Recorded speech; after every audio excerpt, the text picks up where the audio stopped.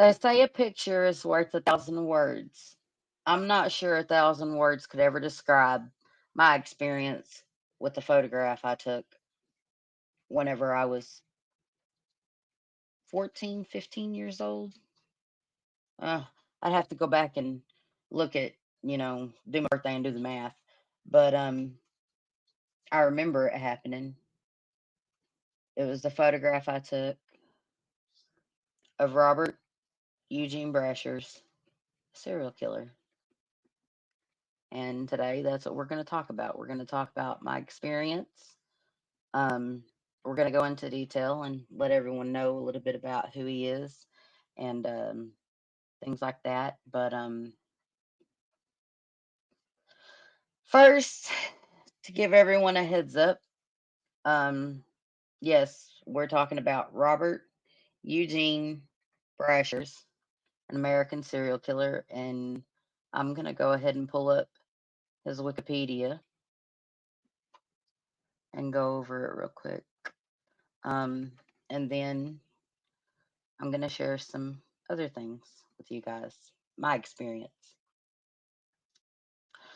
Robert Eugene Brashers, born March 13th, 1958, died January 19th, 1999, was an American serial killer and assayer who committed at least 3 murders from 1990 to 1998 in the states of South Carolina and Missouri. He committed unaliving himself to avoid arrest for an unrelated crime that was not identified as a serial killer until 2018 by C.C. Moore with the help of improved DNA technology. We're going to go straight to his crimes. In the fall of 1985, Brashers was arrested in Port St. Lucie on charges of assaulting a 24-year-old woman named Michelle Wilkerson. According to investigators, on November 22nd, Brashers met her in Fort Pierce and convinced her to accompany him to a bar. After spending their evening there, he took Wilkerson to a dark alley near a citrus grove and the ocean, or not the ocean, it was actually, uh, what's it called? Everglades, yeah. Near a citrus grove, where after drinking 6 Budweisers together, he attempted to make advances on her. Wilkerson refused and attempted to leave his vehicle, after which a fight ensued between the pair, during which Brasher shot her twice in the head and neck. Despite the severity of her injuries, Wilkerson remained conscious, managed to leave the car, and hid in a culvert, like a water culvert under the road. Having lost her, having lost track of her, Brashers went to the beach and threw his gun into the sea.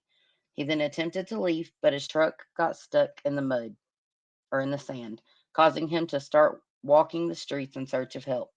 In the meantime, Wilkerson made her way to a nearby apartment building where she received medical attention. Before she was driven to Lawnwood Hospital, she described her assailant and his car in detail to police officers.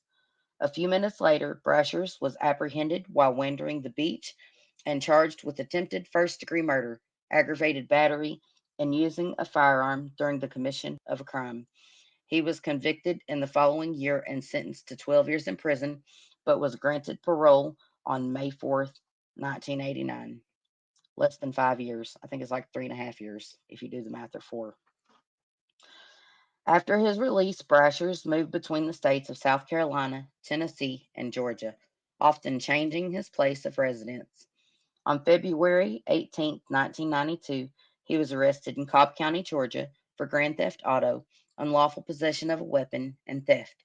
While searching his vehicle and apartment, policemen found a radio scanner, a police jacket, lockpicking tools, and a fake Tennessee driver's license.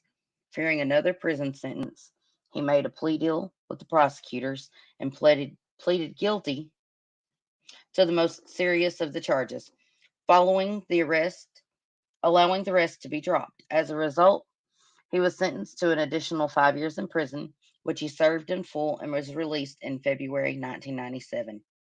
For the following 2 years, he moved between Tennessee Arkansas, which is the state I live in, and Missouri. I actually met Robert Brashers in Paragould, Arkansas, whenever I was a teenager. Um, I knew his wife, Rose Brashers, very, very well. I used to paint her fingernails and stuff. And one time she told me when I was painting her nails, she was telling me that Robert was about to get out of prison. And I was like, who's that? And she told me her husband. My father was actually in prison with Robert Brashers. Um, but he dated Rose Brashers at a later date.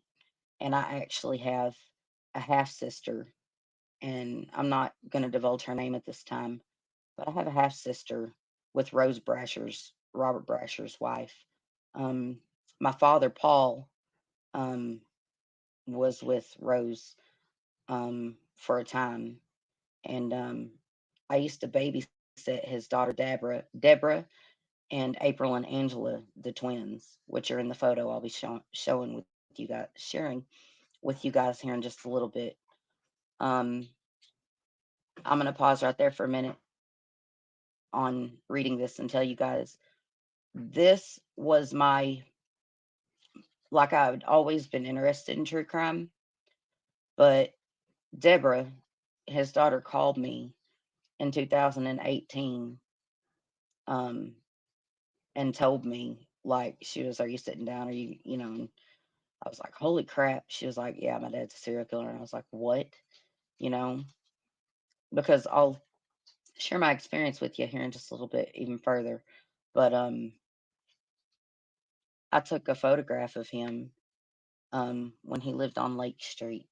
And give me just a second. I actually have that picture, and I'll pull all of that up and I'll show y'all everything here in just, well, I want to finish reading this first. I'm getting ahead of myself. I digress. Let me finish reading this first so you'll know who I'm talking about a little better, and then I'll go back into my experience. On April 12th, 1998, Brashers was arrested while attempting to break into a home. Oh, I lost my spot. Okay. Uh, no, I was in the right spot. On April 12th, 1998, Brashers was arrested while attempting to break into a home of an unmarried woman in Paragould, Arkansas, which is where I lived and where I met him. Having been employed by her on a previous occasion, he did handiwork for her. Um, that's not in here, but I know that. On a previous occasion, he had cut the wires leading to her home and was armed at the time of his arrest. In addition, a video and locksmithing tools were seized from him as well. Well, there's more to that story, too. There was also a gun. Um, he threw it up under the woman's tires, and he later sent his wife Rose to retrieve the weapon. And I'm telling you more about this right here. This is not in the Wikipedia. This is what I know to be true. Um, sent his wife Rose to retrieve the weapon, and married her so that she couldn't testify against him about the gun.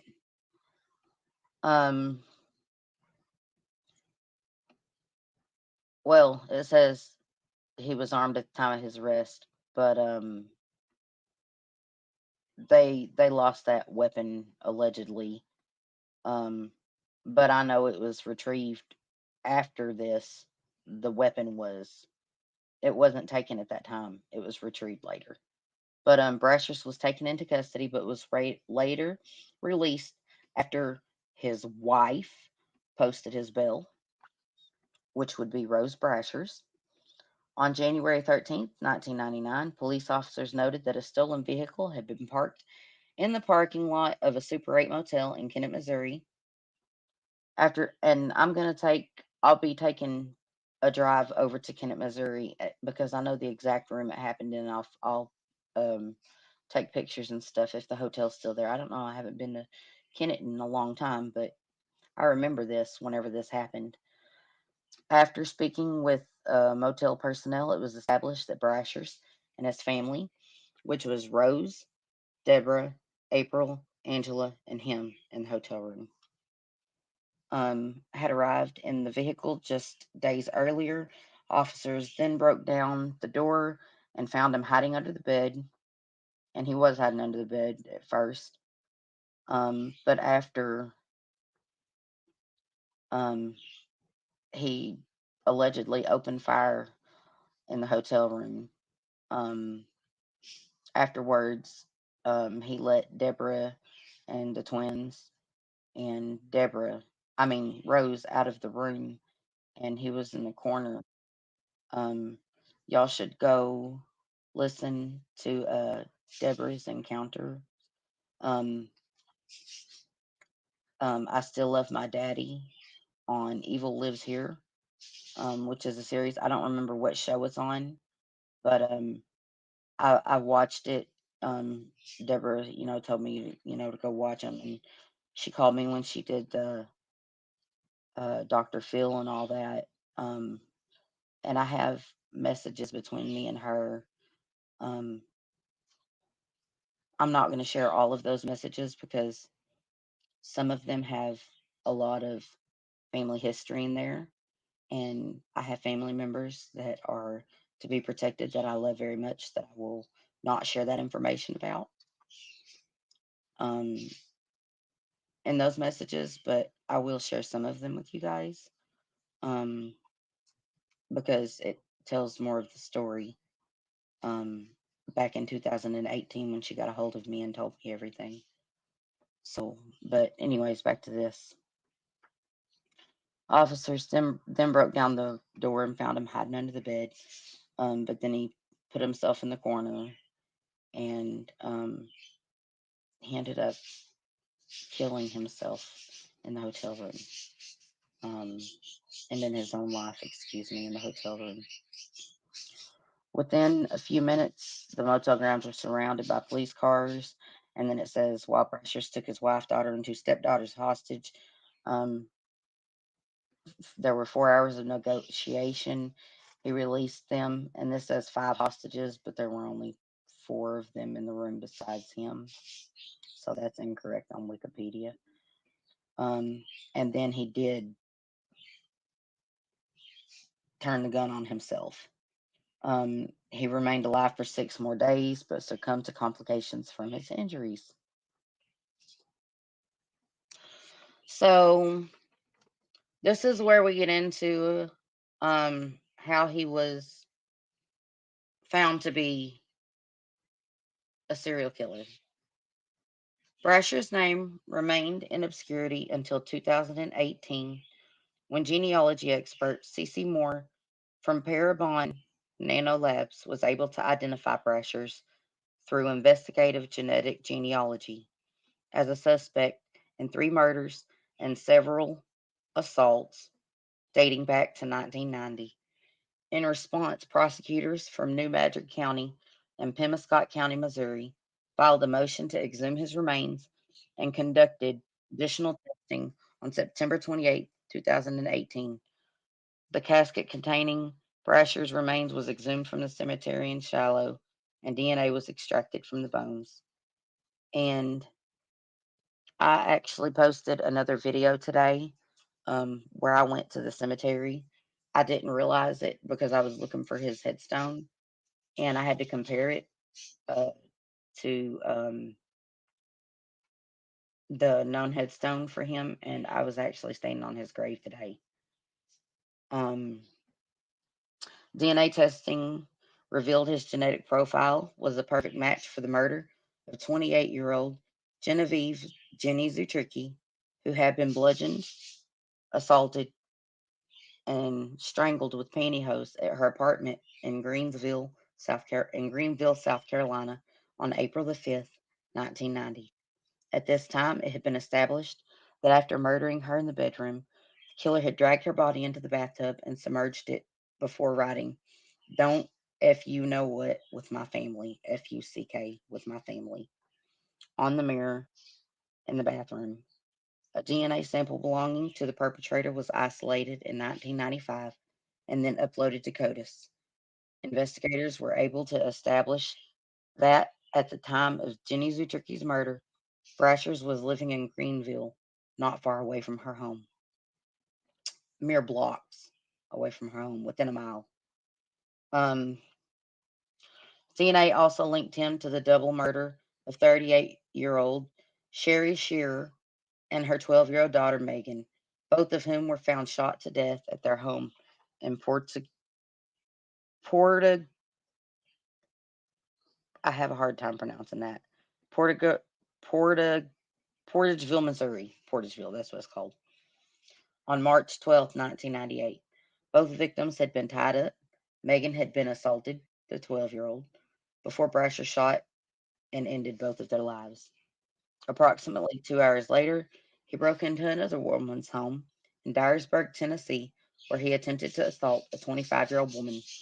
Now, it's not all in here, but that woman in Dyersburg, she had her kids there, and she fought with Brashers and managed to get her door closed, and he shot her through the door and injured her.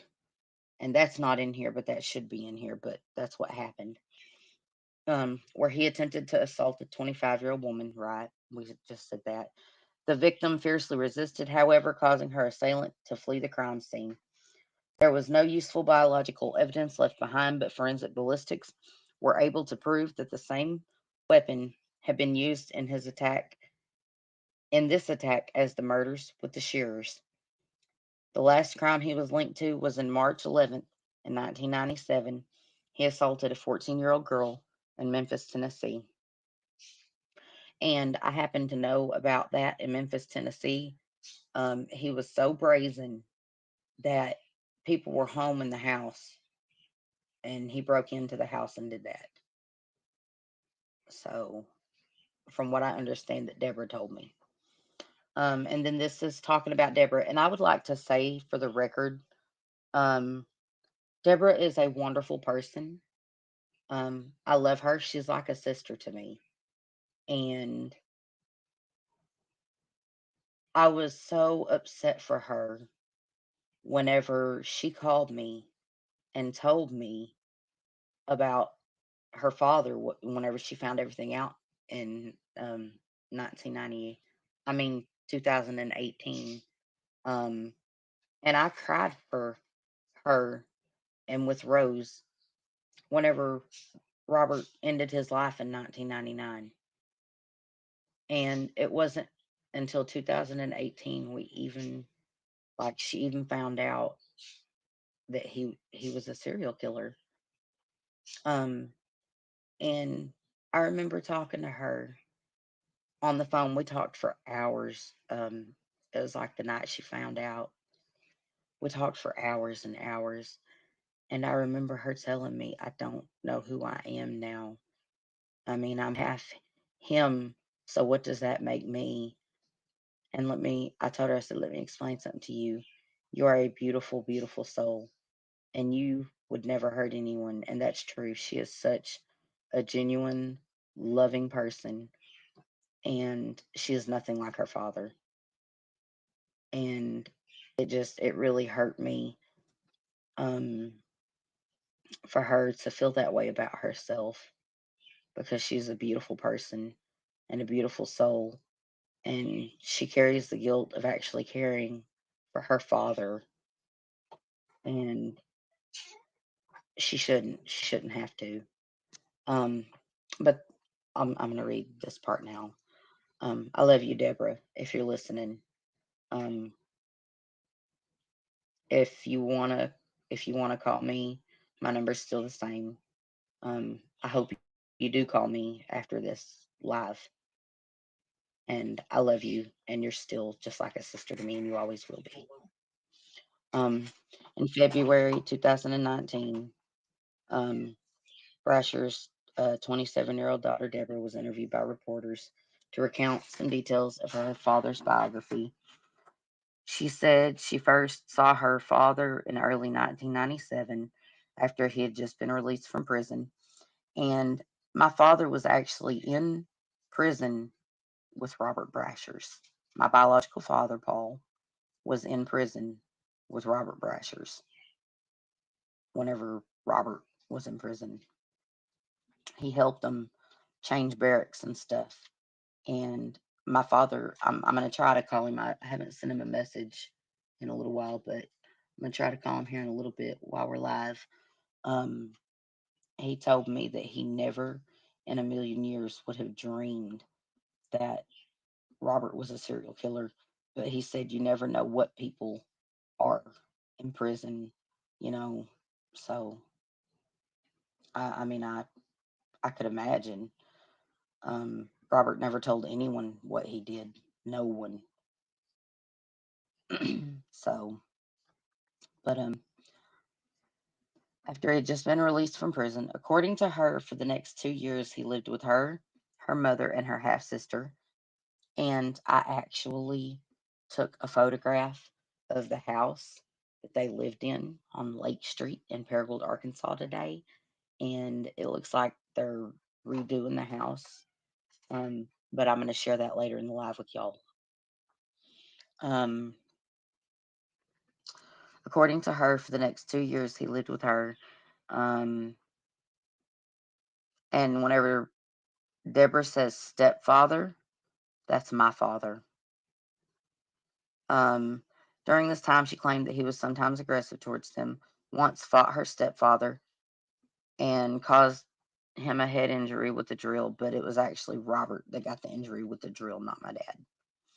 And perhaps most disturbingly, and we're going to get into that because that was the weekend that he ended, or that was the week that he ended the shearer's daughter's life, and the mother in Porter, Porterville, Portageville, Missouri. Yeah, that's the name. During this time, she claimed that he was sometimes aggressive towards them, once fought with her stepdad, which is my father, and perhaps most disturbingly, he made a tape recording himself making small cuts on his neck and arm with a saw to see if he could withstand the pain. Deborah was inclined to believe that her mother Dorothy, who died in December, which her mother's name was uh, Rose. Um,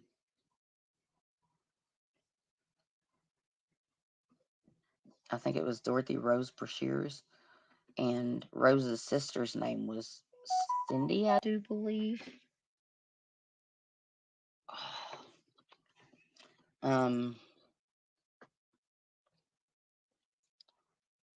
to believe that her mother Dorothy, who died in December 2018 at the age of 53, knew about her father's past activities, telling them to call him by a different name and keep them inside the house. So, yeah, we don't know. Like, I remember Deborah telling me that whenever Rose was dying, that she denied him being a serial killer till the very end. But I think she knew. Like, and it might just be for me because now hindsight is 2020, you know. But like, I think she knew he was evil because whenever I was painting her nails one time, she told me, she was telling me Robert was getting out of prison, and I was like, "Who's that?" And, she told me her husband, and she looked at me and she goes, "My mom told me when I married him, I let the devil in." So maybe that was just hindsight being 2020. But like Rose knew he was evil, and I know that because of what she told me when she said my mother said when I'm, married or when I met him, I let the devil in. So I believe that she had some inclination that he was a bad person, and I know she knows he was a career criminal, but I can't help but wonder the depths of what she knew looking back now. So, but yeah, so that's what is on his Wikipedia page. So, hold on a second, my phone's blowing up. Can I ask you a question, Regina? Yeah. Do you think, where you just said that she denied that he was a killer to the very end, do you think it was out of love or fear or embarrassment that she didn't say if she did know?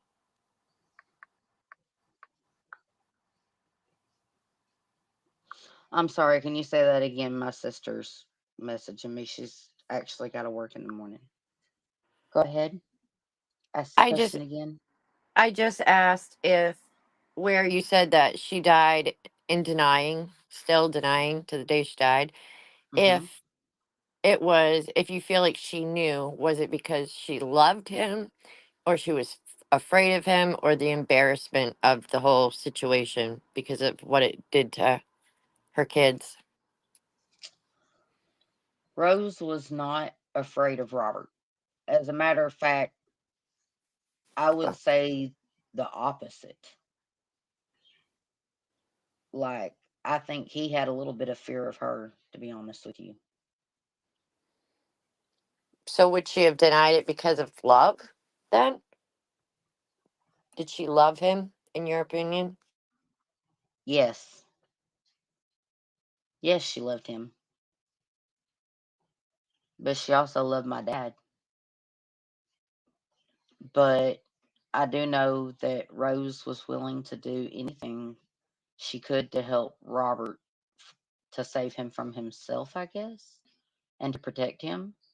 Like, I mean, she went as far as to roll him up in a rug and help hide him whenever he was running from police. So, I mean,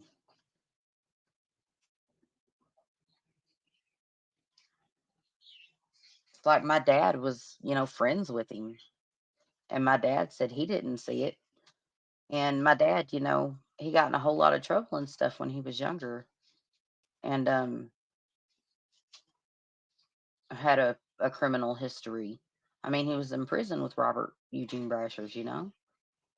And he said he never would have guessed Robert was a serial killer. Let me see if I can actually get him on the phone. I'm going to call my dad. 1 second. See if he'll answer. Well, thank you for bringing this up and talking about it. It has to be difficult, to find out anyone in your life is this person because, as much as we know and love the people in our lives, we don't always know really everything, you know. That's got Yep. to be shocking. Can y'all hear that? I can Barely. hear it ringing. Yep. I've got it on speakerphone. See if my dad will answer.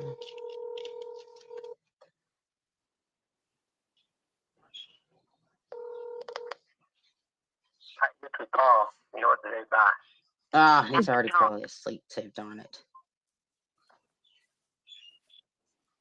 That was my dad's voice.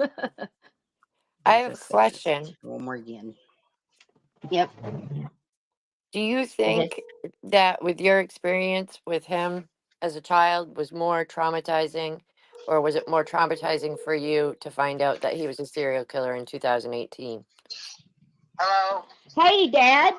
Um, it's me. Hey, Dad.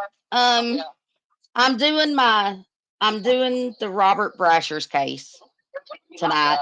I'm live on air, and I was wondering if you wouldn't mind answering a few questions. Well, did you or did you not go to? Were you not in the prison with him? And whenever you were in prison with him, would you have ever guessed that he was a serial killer? No. And did you? I'm interviewing you right now, Dad. So You know, I know the answer to these questions, but I'm just going to ask you, okay? That way the audience. Okay. I don't want to be interviewed. I got you, Dad.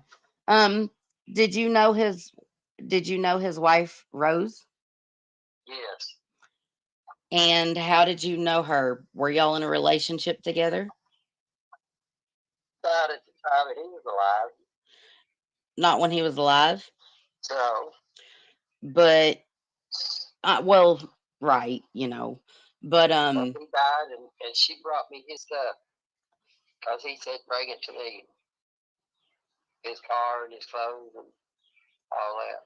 yeah, Because he got out first. I just got out, so yeah, I guess he's gonna die. He shot himself. So. yeah, yeah, I did. So, So that's all I know about him. that's all you know about him. That's all I know about him for real. That's all you know about him for real. They Okay. scouted him over at Kennett and he shot himself. Yep. And what prison were you in with him? Huh? What prison were you in with him? Ricky's or Cummins, I don't remember really. You don't remember if it was Bricky's or Cummings? One of the two. Yeah.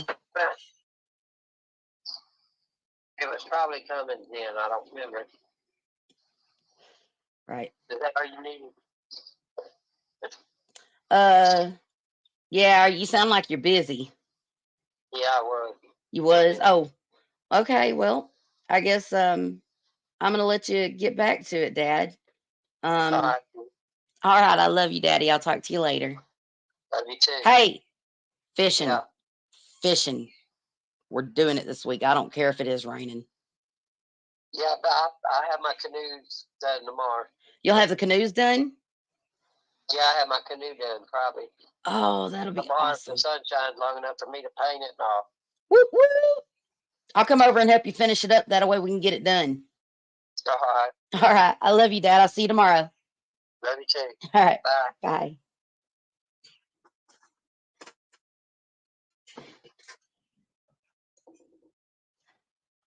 So I know my dad said he wasn't like with Rose um before he died, but my dad was friends with Rose. Um Rose Brashers used to come over to my aunts and my grandpa's that lived in Paragould. And now I'm going to tell you my story with him, what happened whenever I went to go babysit Deborah and April and Angela. Um, like this photograph right here, I'm fixing to share it. Let me see which one it is. It's this. I took this photograph. I took this photograph in the house on Lake Street. This right here is Robert Eugene Brashers. This is his daughter, Deborah. This is Rose. This is, I can't remember if it's April or Angela. They were identical twins, if you can't tell. And this is Rose's sister, Cindy. And I took this picture when they lived in the house on Lake Street. Like, just, it was a couple of days or a week before he killed the shearers in Missouri. And this is supposed to be a happy go lucky family photo. And in that moment, I didn't know Robert. I just knew Rose and her daughters and Cindy. And I was there to babysit because our families are intertwined through my aunt and my dad and my grandpa. And I was over there. I was going to babysit um, the girls, and my little sister was with me. And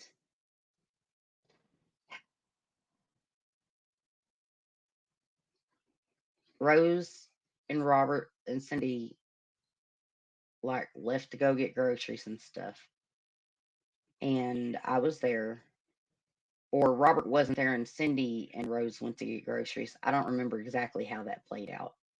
I always thought my dad was there, but I guess that, is an implanted false memory because my dad was with Rose and they lived together in Huntsville, Alabama and everything. And I'd spent time, with Rose and the girls there. And that was after um, Robert killed himself. But this living room, this picture you're looking at right here, I'm going to show you the house and I'm going to show you the window where I took this photo. I'm going to show that to y'all now. Let's see which photo it is. Hold on just a second. I'm gonna have to pull it up. This is the house right here. Y'all can't see it yet.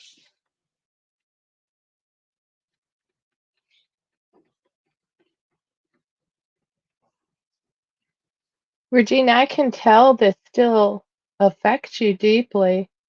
And I It can't does. imagine having that experience. You know, it's so sad. It does still affect me. Um, I'm trying to find the image I took. Oh, I'm gonna have to Well, show I'm it to glad y'all. you lived. My gosh. This photo right here is the house. This is the window where the couch was sitting. Right here, where I took the picture. Right here. This house used to have shutters and stuff on it. Um, It's a good thing they caught him when they did. yeah. It really no, they never caught him. They never caught him for his crimes. They never, like, nobody knew he was a serial killer until years and years, almost no, let's see, it was 1999 whenever he ended his life, and it was 2018, so 19 years after he was gone. Um, let me show So they this. were they were going after him over something remedial, basically, And and he he thought thought it was they, something else. Yeah. yep, yep. There Oh used to my gosh. be, yep, that's exactly Oh, what it was. He thought the gig was up. He thought they knew about his murders. That's why. This was the oh. living room. If you're looking at the screen, this was the living room. Okay. And the kitchen kind of went like half of this, and then it was back here, and there was a side door off right here to come out of, like right here where you can't see. Um, and there was a bunk bed right here in the house. There was a wall right here on this side of the door, and there was a bunk bed over here. No, no, I've got that backwards. The wall. No, I'm right. Yeah, I'm right. There was a wall right here separating, and then here was the girls' bedroom. This room right here, and the bunk bed was right here. And this is what I want to tell y'all. This is like whenever Deborah called me and told me her dad was a serial killer. This is how I knew she was not joking. Okay, I was going to babysit the girls, and I was sitting on the bottom bunk right here. And Robert ended up showing up while Cindy and Rose were at the grocery store. And he was acting really weird, watching the television, the news, and telling us, shut up, be quiet, and was acting like he was listening for something. And he kept looking out the blinds and stuff of the windows. And I was in the bedroom with the girls because he was acting weird. So I just left him in the living room. And he came into the bedroom and he stood right here at this window and he propped his arm up against the wall. And he had the other hand opening the blinds, just barely looking out it. And he told us, I wish y'all would shut up. And I said, well, we're being really quiet. We came in here, you know, so we be quiet. And he looked at me And he said, I'd like to shut that pretty little mouth of yours up for good. And I was sitting on the bottom bunk. And when he said that, the hair on the back of my neck stood up. And I believed him. Like he looked at me with a coldness in his eyes and a seriousness in his eyes. I knew he meant it. I knew he meant it. And I stood right up off the bottom bunk, this window right here where the cursor is. He was looking out this window. And I stood up off the bottom bunk. I walked into the kitchen, and this was still in the 90s. And back then, your phone was still attached to the wall and had a cord. And I called my adopted parents because I was adopted by Herschel and Shirley Wiseman. That's my adopted parents. Um, and I walked into the kitchen and I picked up the phone and I dialed my home phone number. And while I was on the phone with my adopted parents, my mom and dad, telling them to come get me and telling my dad what Robert told me, why I wanted him to come get me, Robert freaked out. And I can't remember if it was April or Angela, but he grabbed one of the twins by her pinky, by her pinky, and was dragging her down the hall to the back bedroom. Okay. And I literally had to fight grabbing onto her leg and stuff. The hallway is like between these two windows right here, right? I was grabbing onto her leg and stuff and had to yank her back into the bedroom and shut the door and lock it. And my parents, the ones that adopted me, were on the phone with me and heard the commotion and stuff. And boy, they were there in no time flat. But Rose showed up right before them, right before them. And she went nuts. He broke one of the twins' pinkies during that assault. And I mean, come to find out, that happened a day or two after he had killed the shearers, the mother and daughter. You can see where the um what are they called? Shutters used to be on the house. You can see the outlines of them. But it was he was watching for police because he didn't know if they were onto him or not. And for those of you that would like to look at more information on him, um, they called him Mr. Maroon because he drove. And oh my gosh, I get the creeps thinking about this. I actually rode in that van with Rose and him and Deborah and the twins with my little sister. He had been to my family's home that adopted me with my biological father at one point. Um, I never liked the man, and I also met him. Um, I don't remember exactly what date it was. Whenever I first met him, but I know that he had already committed Jenny Zutricki's murder um, in Greenville. But before I ever met him, it was before Deborah was even ever born. Before he ever met Rose, he had already killed someone, and it does it it greatly still affects me. It really does, because Deborah called me and she was like, "You're not going to believe this. My dad, yada yada yada." And I said, "Yeah, I do believe that. You remember what your dad told me?" And she was like, "No, what?" And I was like, "You remember the weekend?" And I started telling her, the weekend he drugged the one of the twins down the hall by her pinky and broke it, and I had to wrestle with him to get her in the bedroom and lock the door and stuff. And she was like, "Yeah." And I was like, "He's a serial killer." And she was like, "Yeah." I said, I knew it. I just knew it. And today I actually went. to I think I said that earlier. I went to the cemetery and everything and posted about that. Um, Crystal, you had a question earlier right before my dad answered the phone, or while the phone was ringing for my dad. Do you Mm-hmm. remember what it was? Yes, I wanted to know if going by today, I know that when he first said what he said to you about, you know, your pretty little smile, and in that moment, what you felt, that fear that day, um, and then finding out in 2018 I that he think was he in wanted to fact kill me. a If that's what you're asking, absolutely. I knew he wanted to kill me. He meant it. And I'm not sure that something bad would not have happened that day. And I think that me going and calling my parents whenever he had bad intentions while Rose and her sister weren't there, I think that's what set him off.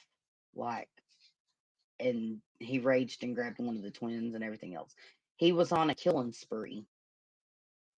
I mean, and on a rampage at that time, that weekend. I think the hair on the back of my neck standing up and believing him whenever he said that to me, I'm not entirely sure it didn't save my life. Those were your spidey senses. You got that right. Yeah. And I don't know if y'all have ever seen, hold on a second. I'm going to pull it up and show y'all this real quick. This is crazy. Um,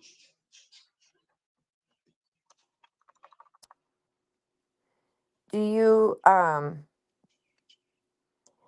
do they know for sure that he had no other victims because they did the DNA? And I mean, is it possible that there could be more victims out there? yes, absolutely. Absolutely. And that's part of something I was going to share with you guys. It's been said within his family, his sister said that Robert and his brother Dueler, Duela, however you pronounce it, um, had actually beaten a woman to death in Indiana and stole her pickup truck and drove it back to Arkansas and stuff. So that is a case that is, don't know how to find out who the woman was or anything like that. And of course, that's insider, I guess, family secrets, if you will, that I don't think has ever been investigated. And I don't even know the woman's name. And I don't even know how to get a hold of his sister. But not Rose, Deborah is the one that told me that story. Um, so this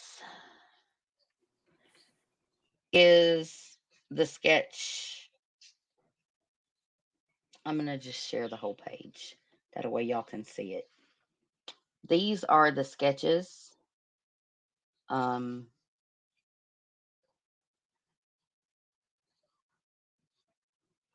sorry, I just seen the picture I took of his grave today and it made the hair on the back of my neck stand up all over again. Um, these are the pictures of this is the photo I took, and these are sketches of Robert Brashers. They called him Mr. Maroon. And whenever CC Moore at Nano Labs seen the photograph that I took of him, he was wearing the shades and the hat. And she said, "Oh my God, that is definitely him." And that was before that was just with the genealogy. That was before they ever um got DNA from his daughter and stuff. He was linked through linear DNA to the crimes and through ancestry through their open DNA sources, kind of like the Brian Koberger case. Um, And then Cece Moore said she knew when she seen the photo I took that that was him. And then they got Deborah's DNA, and then they exhumed his body and did DNA sampling, and it was an exact match. It was like Brian Koberger, that 1 in 9 octillion or whatever, octillion. But yeah, I know that day. I have a feeling like I don't know what would have happened. Like if Rose hadn't showed up soon after, and like and there's no way in hell I was gonna stay the night after that. Um, I think there's the greatest chance that all three of you girls would have met a very dire fate. yeah. Um, and you can go to my Facebook and you can look up pictures. My Facebook account's public.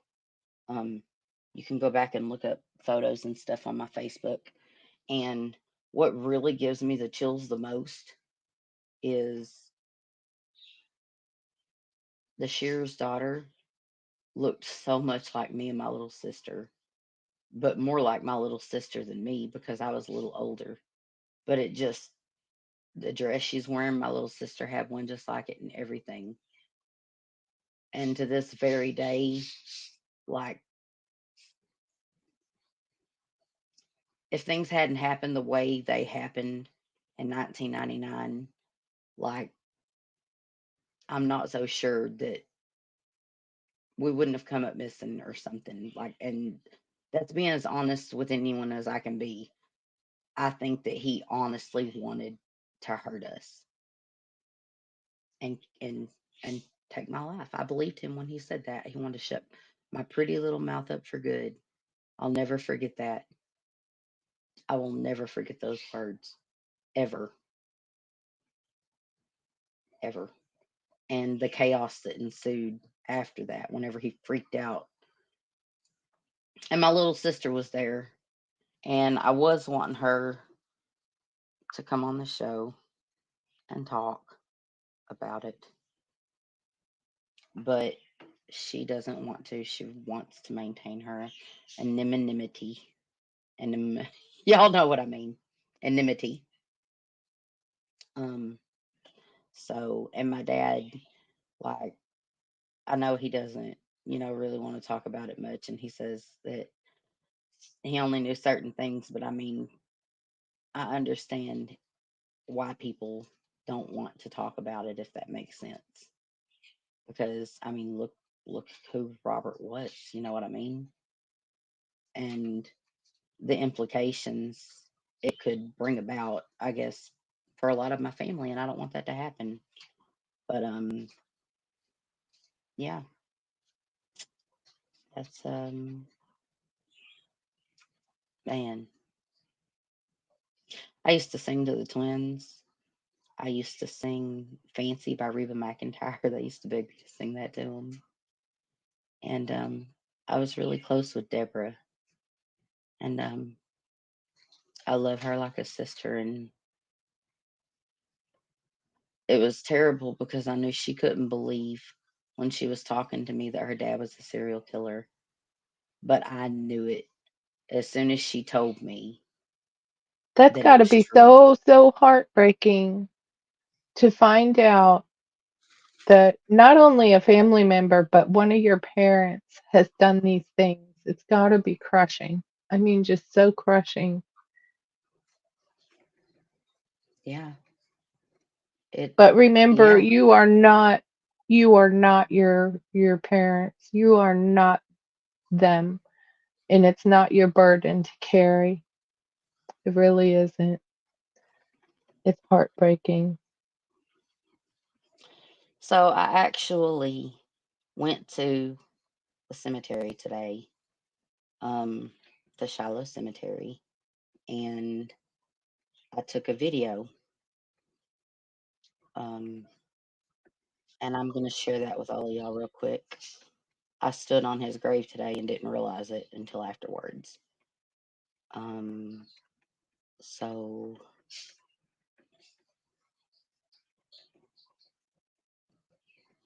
this is the video I took earlier today, and Okay, this is Shiloh Cemetery. Okay, and here are the Brashers plots.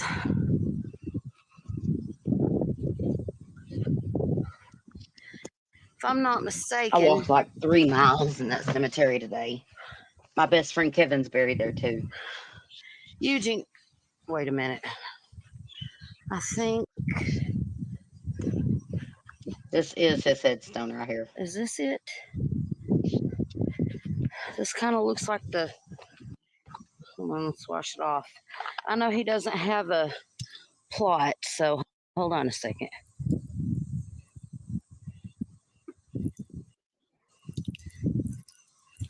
I'm thinking this You is see the numbers right here? it because they did have to. Do you see the numbers right here written on it? I cannot, but I'll show it's you a close up of it here in a minute. okay. But yeah, this is his grave. I had to go look it back up, and I'll show y'all how I figured out for sure that it was his grave today. But yeah, this is his grave. Redig the grave.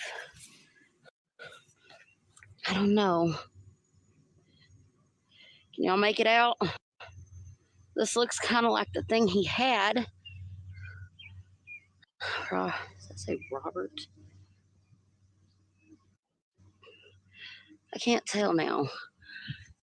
But I know he should be buried somewhere in through here, but I can't find. I don't know. I might have to ask Deborah, call her and ask her if they cremated him after they exhumed him. But this is Shiloh Cemetery. He should be That's his right somewhere. there. I can't remember if that was his dad or brother, but this grave right here, and he was buried near his dad or He his should brother. be I do believe Deborah told somewhere me. in here. But I'm not seeing him. Okay.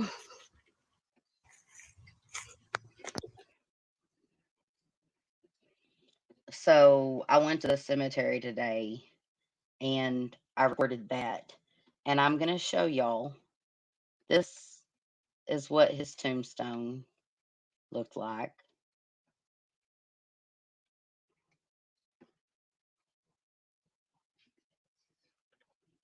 Do you see it?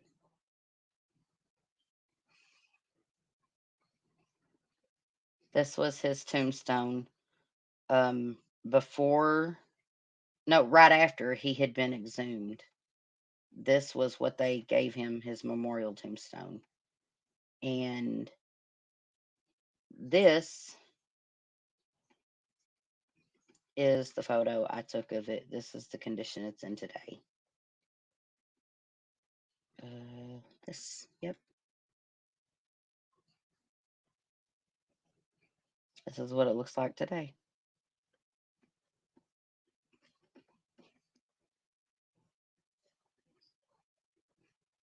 Now, do you see the numbers right here? See them?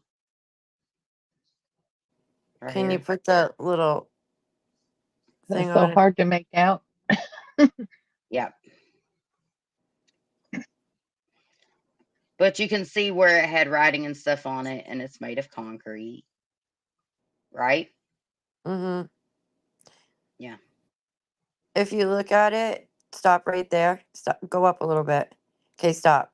If you look at it, it looks like a face. Somebody looking to the left. See the eyeball and then the nose? I do not. You, that's creepy. And the lips? Right. Well, look right here. Do you see the little dugout hole right here? Yes. Okay, now look.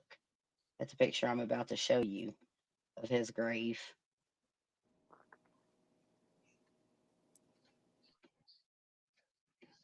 Oh, wrong one. Right here. Do you see the little dugout right here? Yes. That's now. Do you remember it from the other picture? The circle inside the little circle thing. Yes. Look, that's how I figured out for 100% sure I was standing at his grave today, because that is in my other photo, and I'll show it to you again. Um, hold on a second. Of course, it's weathered now, but you can still see it. Um, and I went and looked up the cemetery plots whenever I got home, and found out that he is buried over there. And that's family, like those are family plots he's buried in. So, um, let me show the one I took again today. Which one am I sharing? Okay, stop sharing. This is the one I need to share. So you seen the whole dugout, right? On the other one, the circle inside the circle. Yes. Okay, now look at this one again, right here. Between the words, see the hole right here and the circle Where's your inside it? cursor? Oh, yeah. Okay, It's I see it now. right I here, see it now. Yep, right I here. see it. Yep, that's how I figured out for sure this was his grave today. And the plot. I looked the plot up on Find a Grave. Yeah. And then these are the numbers. See how this one looks kind of like a 7, but that's really a 9, I do believe. But you can see the actual writing where it's been faded out and stuff a little bit. But the hole right here on the see, this is damaged because it was made of concrete. This headstone was, and he has, I guess, never gotten another headstone. But this is, I took this from the video that I took at his grave today, and yeah. And if you'll look right here, like right below, or where is it? Where is it? It was over here, actually, wasn't it? No, I don't know. I'd have to look at the picture again. But yeah, um, he's buried probably 50, 60 feet from my best friend Kevin.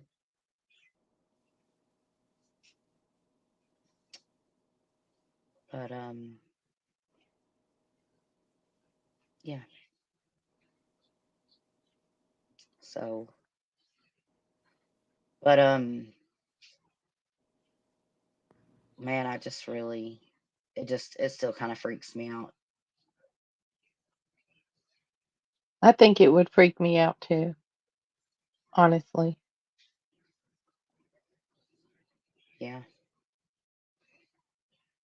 Like, and looking back now, hindsight being 2020, like putting everything together, um, and realizing that that was the weekend or the week that he killed the shearers that I was over there babysitting, and for him to tell me that after he just went on a rampage, you know what I mean, and done that to them, and then tried assaulting another woman, um, in Portageville, not Portageville, Dyersburg. Um, I don't think he was done yet, and I can't help but wonder. Um, I can't help but wonder, like, how many Are more there people are out there? are there any other cases from that time that are unsolved, even with missing people or anything that he could be possibly connected to? I mean, and my other question is a two-part question. That's my first question. Second part question is, so he physically, like, he hurt people and abused people, right? So were there other victims that never came forward, do you think? Possibly, possibly, but I think that there are more victims out there that are no Because to longer me, alive. I he think there are seems missing people. he seems very angry. Like he was a very angry, full of rage. From what Yeah, we've talked about. Now, did his daughter have talk about any good times that she had with him? I mean, there had to have been yeah, some. yeah. The believe it or not, um, whenever he ended his life, at the hotel that weekend was like one of the best times she ever had with him. Um, he bought her a. Y'all remember the bears that you scribble on? Yeah. Yes. Y'all know what I'm talking about? The doodle bears. Doodle bears. That's what they're called. Doodle bears. He bought her one of those, and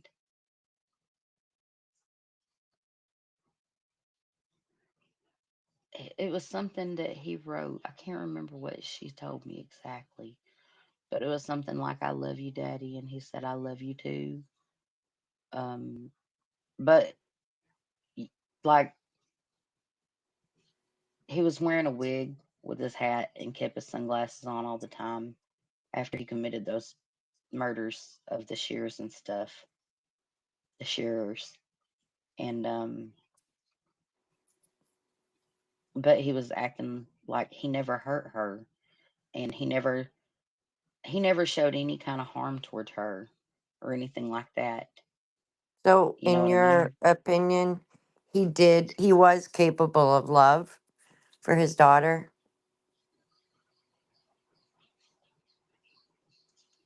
I'd say I'm that just was the only thing he ever loved because in Rose.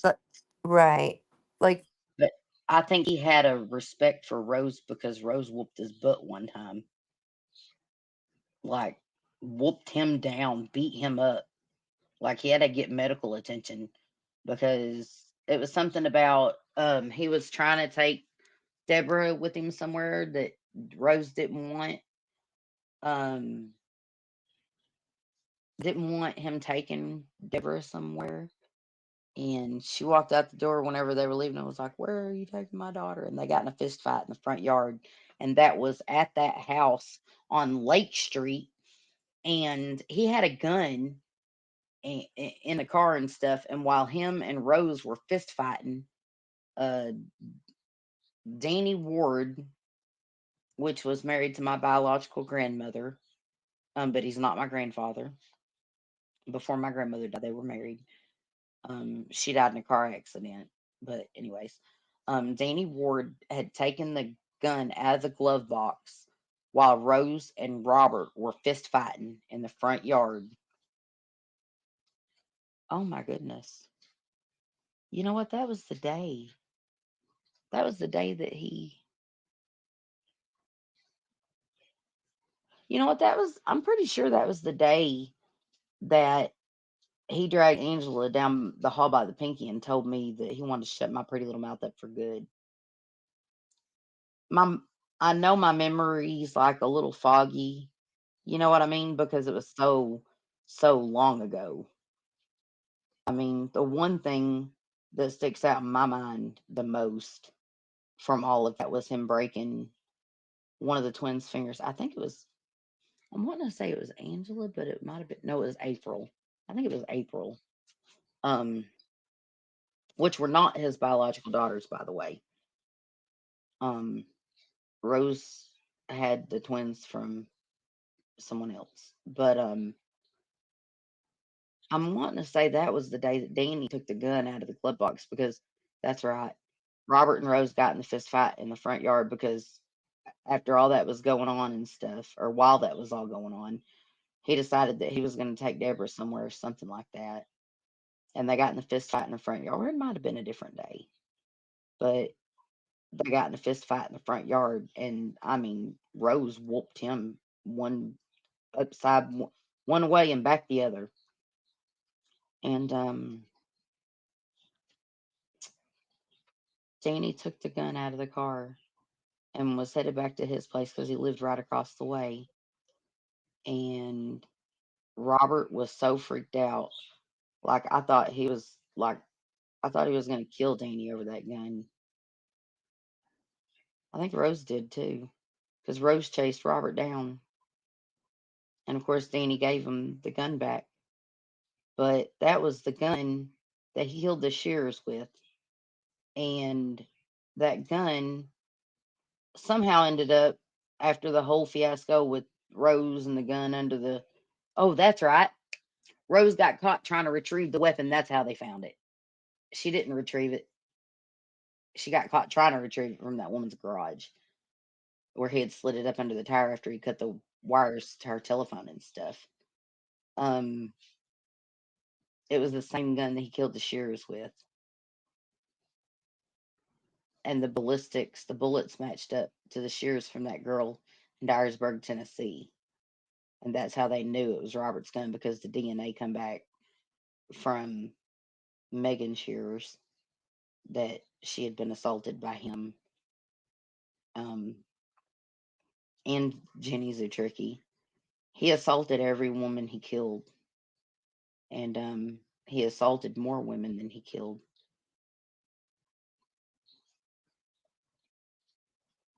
Dang.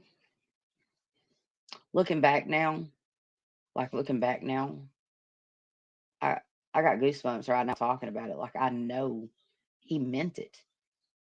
He meant it. There was a serious like I don't even know how to explain it.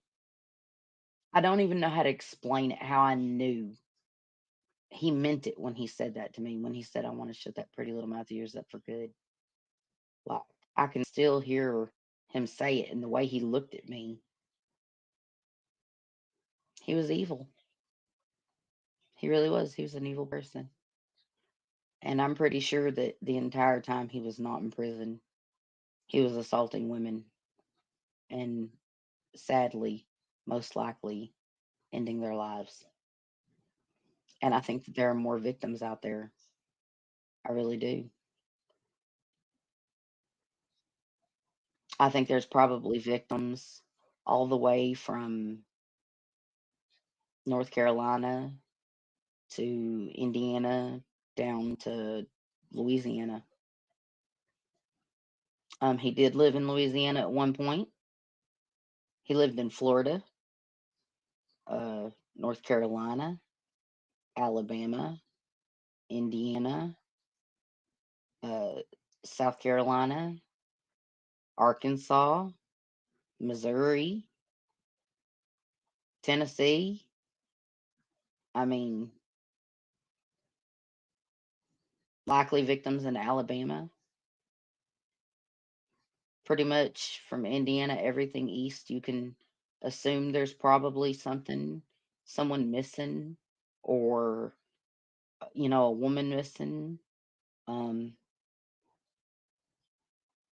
or maybe a couple missing or something like that.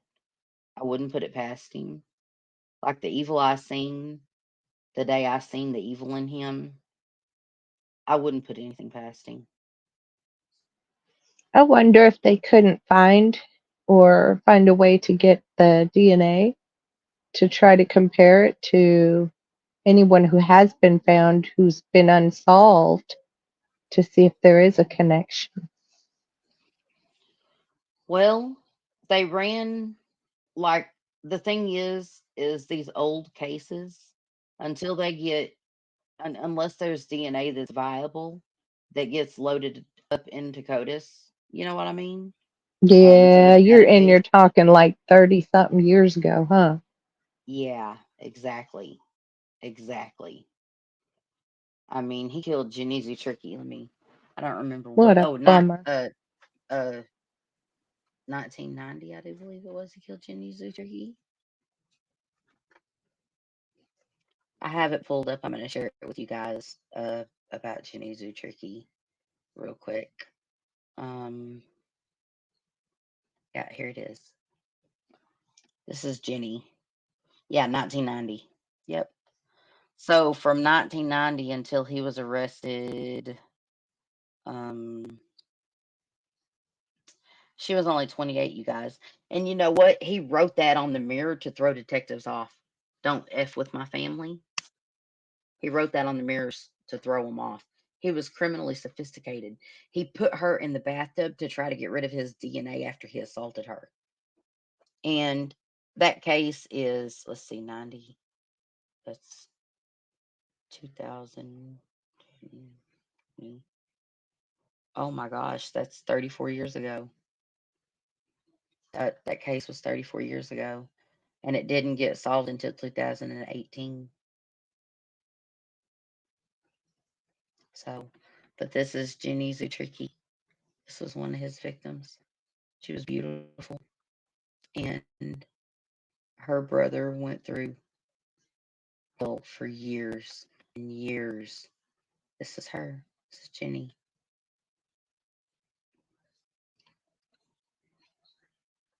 This is her.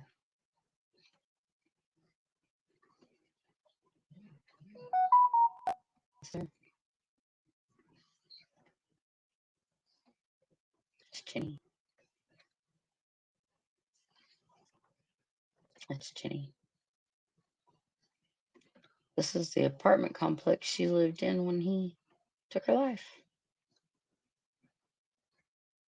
There's her apartment.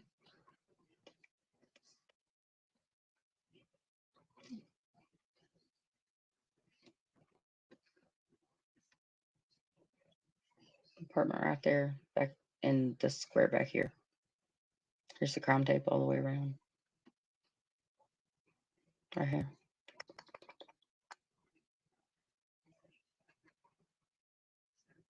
Yep.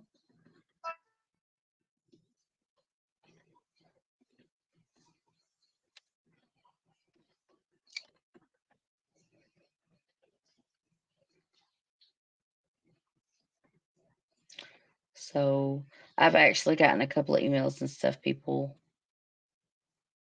wanted me to cover this story. Um, so I just want to give you guys receipts. I'm not going to share all of this conversation um, with you guys because, like I said, there's a lot of family stuff in here. So give me just a minute.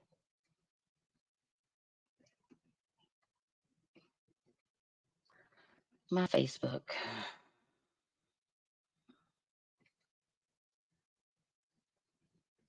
That's my dad, by the way. Here's April. This is one of the twins. Let me just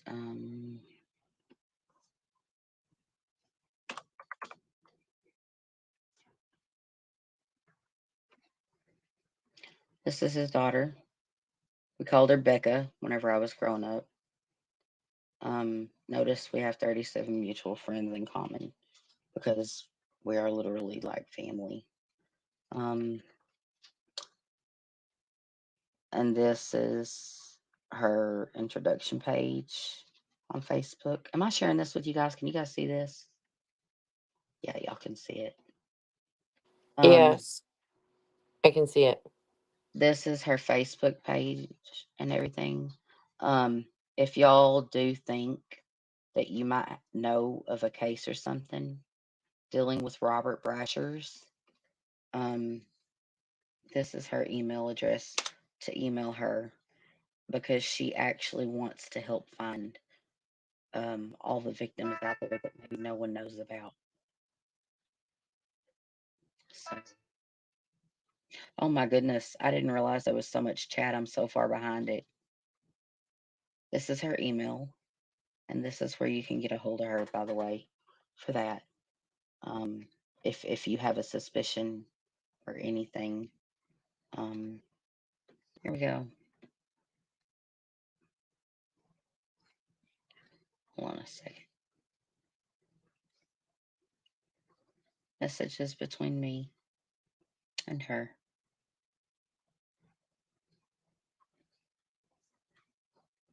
This is how close we are. Do y'all see all this? Like, she got a hold of me. This is where she messaged me. Oh, I don't want to show that part because it's got her phone number. But this is where she messaged me. In 2012, 13. I was like, hey, Deb. Where she called me. I need you to call me ASAP.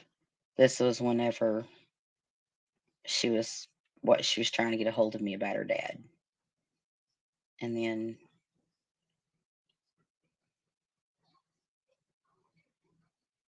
that was over her sister. Okay. So yeah, there you go. Just, proof. Um, we were close and who I am and everything. Um, yeah, that's her.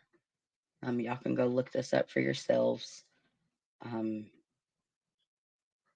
but so y'all have any questions or anything? I'm gonna start taking questions from chat.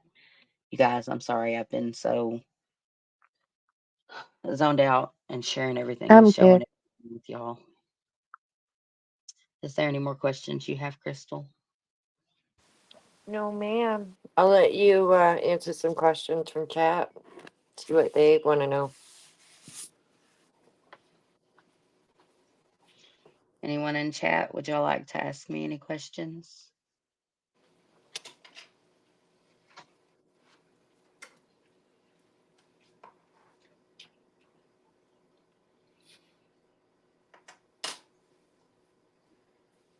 No. I guess I have a question real quick. Now, does he have any living relatives other than just his daughter? Or, Yes, he does. He's got um I think it's Deborah's aunt, like, but I don't think I know he had a little sister.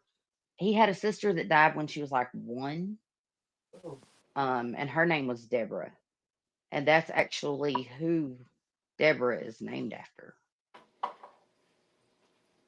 now, how Um did she die? How did his sister die? Do you know? she died of, I don't know exactly what she died from, but I know that it was natural causes. Like, it wasn't anything nefarious.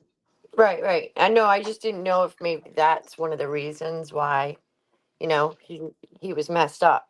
If he had trauma from it, I'm not justifying what he did, but you know what I No, mean. no, no, no, no. Robert was born like the year after or the year his sister died. Oh, okay. So he was a little baby when his sister passed away. Little baby. I believe she died in 94. I mean, 54. And I think that's also the year he was born. Mm. That had to have been hard on his Yeah. parents. Yeah. Now, I do know he had a brother that was like just as like his brother killed a cop and everything. I believe it was in Alabama, in Huntsville, Alabama. Um, his brother was just like him. I mean, just like him.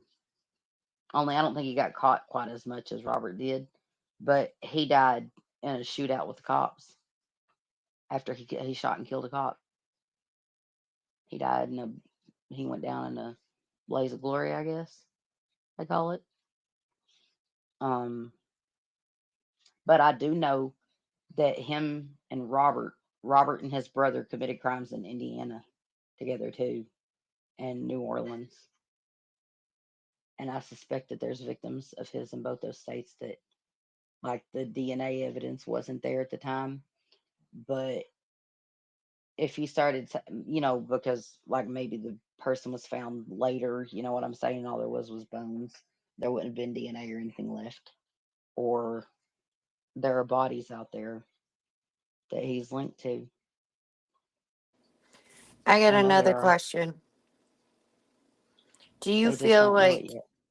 your enjoyment in true crime stems from your experience, or is that something that has nothing to do with it? Oh, it's not an enjoyment, it's a curiosity.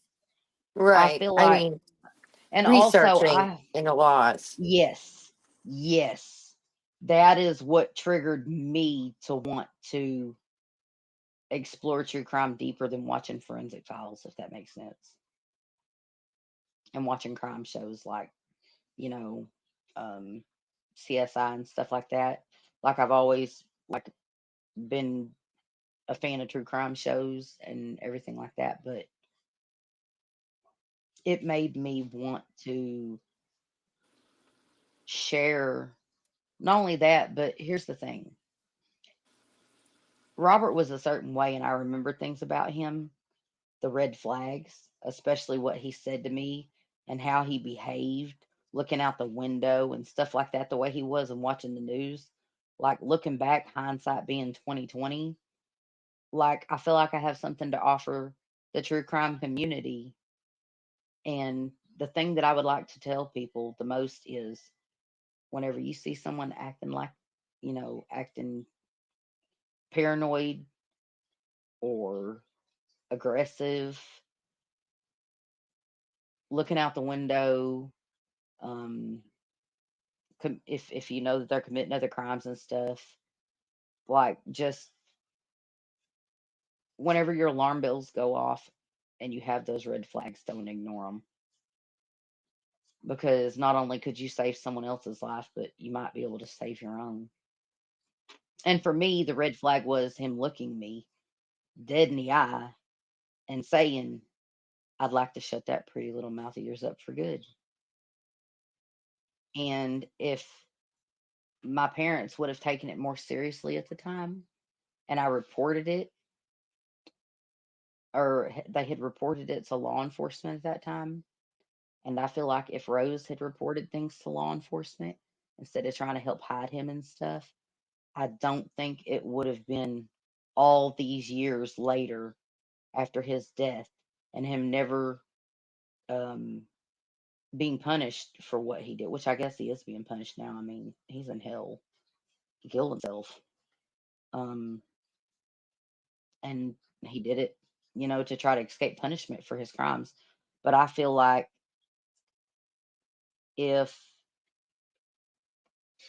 if people would have spoken up and not helped him try to cover his crimes that weren't homicides, I don't think that I don't think it would have taken this long to get justice. And to be honest with you, there's like a year and a half that he after he murdered the shearers that I highly suspect there are other people out there missing or have been assaulted or are dead that they haven't linked to him. I don't think there would be. And Deborah said one time that if she hadn't, if he would have been stayed in prison in Florida after he did that to Miss Wilkerson, um, if he would have served his full prison sentence, that she would have never been born, but she would have given up her life um, if it meant that he wouldn't have killed any more people. But I'm glad she didn't because I love Deborah and she's a good person. But Rose Brashers helping him cover up some of his other crimes enabled him to be able to do what he was doing to women and ending people's lives and children as well. I mean, Megan was only 12 years old. She was 12. And the photo of her online gives me the creeps because, like I said, it resembled me and my sister so much. It just,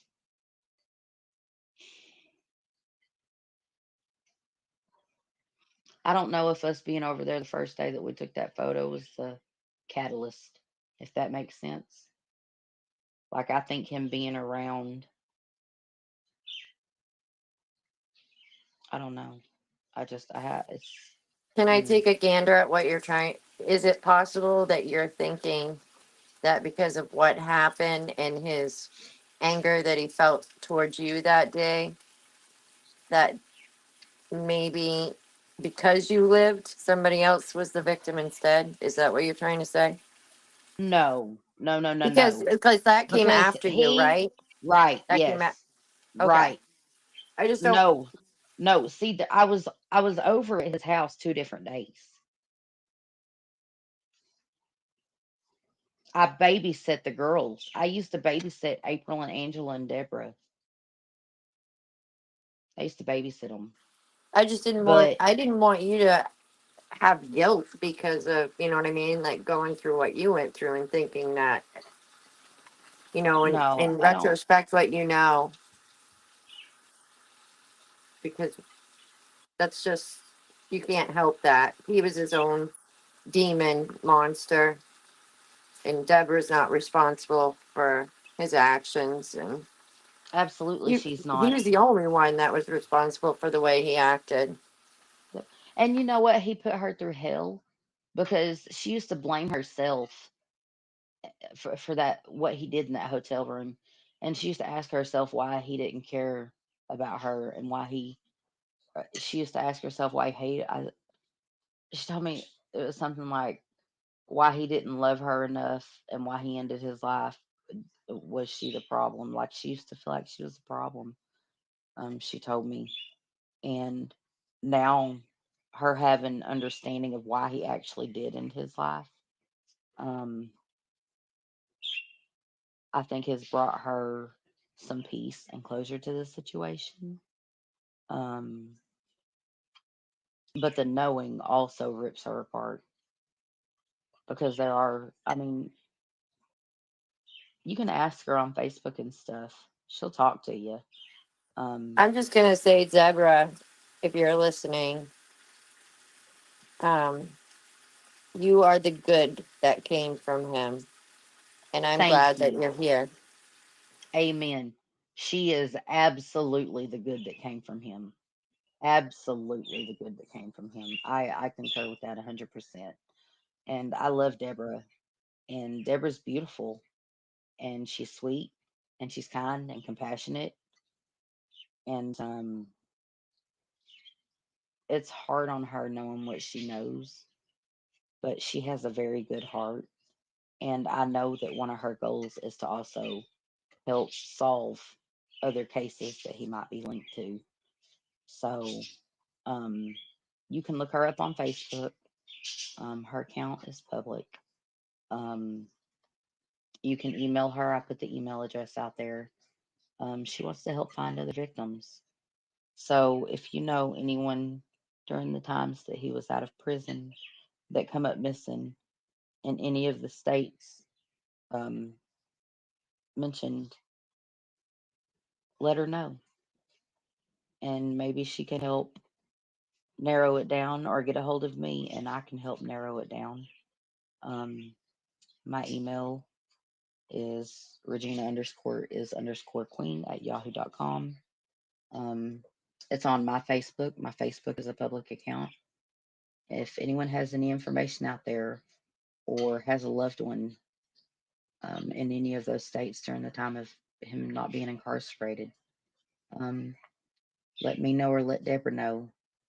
And I will do my best. And I know she will do her best to try and um, see if maybe, there's some kind of closure that can be brought because that's more than anything. I know what Deborah wants because she is the good, loving, genuine soul that she is. She wants to help because she's not like her father. And I know she has half his DNA, but she's nothing like him. And people always want to know, well, you know, whenever it comes to serial killers, family life and their kids and stuff like that. But I mean, Deborah, in a lot of ways, have y'all ever heard of the smiley face killer? Smiley face? Y'all remember he had a daughter? That's that's kind of like how who Deborah reminds me of. Nothing like nothing like their fathers. Nothing like their fathers. but his brother was just like him. So, but was there anything else you wanted to say, Krista? No, no. I was just a lot of information. A lot of information. A lot. But he had already killed the Shears girls whenever he told me that he wanted to shut my pretty little mouth up for good. But me and my sister had been over there previously in the week too, and that was the day that I took the photo. Did I share? Did I show y'all the photo I took? I did, didn't I? If not, I'll show it to y'all one more time. It's actually the thumbnail. This one. This is the photo I took. I took it with a Walmart. Uh, they used to have the little disposable cameras, 35 millimeter cameras that you could dispose of. You know what I'm talking about, or the 25 millimeter, whatever it was. Yes. Yep. You pushed and twisted. You Uh huh. twisted And it it only over. had so many. Yep. And it had the little Like, wheel that you turn. Yep. yep. Yep. To wind the. Yep. That's what I took it on. Just one of those little cheap disposable Walmart cameras. Um, and I'll never forget that day. I'll never. And look at Deborah. She was so happy because her daddy was there.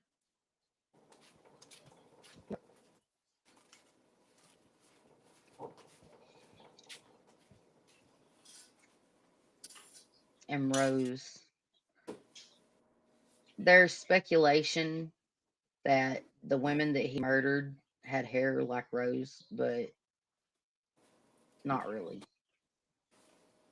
That Okay. wasn't it. I think he was a. Actually, I know he was a predator of opportunity. He was an opportunist. So, yeah. And hopefully, Deborah sees this video and stuff, and I can get a hold of her because I want to do an interview with her um in April. So, You're welcome. yep. I There's got also you. a photo. I didn't take this photo, but hold on a I'm gonna second. have a There's a smoky joint. Or photo. half a roach. Um, Whatever. Try to make me get rid of there's my. a photo. I don't know if I can find it real quick. Uh,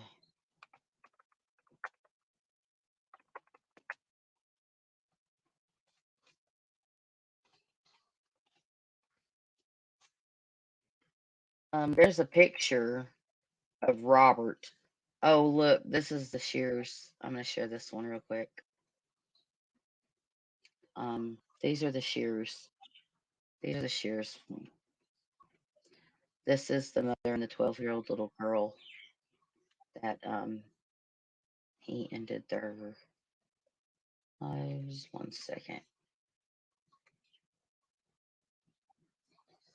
Let me see if I can find it real quick. I know I had it. Um,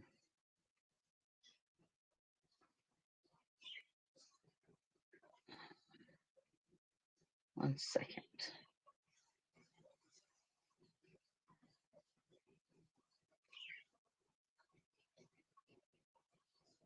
There's also you can watch on Oxygen. There's a special about him, and I know that Deborah was on Dr. Phil with her sister April, which is one of the twins. Um, you know what? I'm just not finding. 1 second. Okay, here it is. This one right here. These are the shears right here. There's a Jenny Zutricki. These are the shears. Can you see it? Yes. It's sad to look at. Yep. Yep. She was only 12 years old. 12 years old, which is right between the And age me and my sister were. I just can't imagine, like, I can't imagine what goes through somebody's mind. when they do that, because it's not just like, of course, the family that you're doing it to is affected, but your own family is affected. And there's just, I just don't get it. I just don't understand. Now, has Deborah ever said that, like, did he have mental issues before that, like troubling signs that she saw, maybe not with her, but with others? I Robert mean, was a sociopath. He could be what he wanted when he wanted to be it, except for whenever he was in a rage, ending people's lives. If that makes sense. yeah. Did he hate, like, I mean, was it one of those, did he have a tough childhood? Did he come from a, And those are things that I would like to get a hold of Deborah a little bit more on, to talk to her. Um, from what I understand, him and his brother were both hell on wheels, so to speak. But and his dad, but I mean, his dad was like was respected and stuff. You know what I mean? Like, mm. I'm gonna have to get back with you on that one because I need to talk to Deborah about a few more things. But all right. I but I just, don't. I it's a know that good, he didn't drink. He didn't drink. He didn't do any kind of drugs or anything. And then he went into the Navy, and like after he got out of the Navy, and I'm not sure how he was discharged out of the Navy, but I don't know if it was honorable or dishonorable discharge. I'd have to look that up. I needed to. Sorry, I'm tired. I've had a long day. I bet I walked 5 miles or 3 miles oh, in you that just made cemetery that me day. yawn. I just yawned because I caught your yawn. Did you know, on another note, real quick, that when you yawn, if somebody next to you does not yawn, it's a psychological fact that person is a sociopath. They have no empathy. Wow, I did not know that. It's true. Look it up. It's a fun fact. Yep. That is not a fun fact, but that is a red flag I'm Well, going to put on my notebook let me forever tell now. you, I watch. Now I'm yawning, so I'm not a sociopath, but I always look to see, like, if I'm in You a gotta room and I stop doing yawn. that, Christy. You Yeah. gotta stop yawning. You started it, not me. My I'm eyes just are saying watering. neither of us are sociopaths, so that's good. And Oh, thank and God I'm not a you will sociopath. think,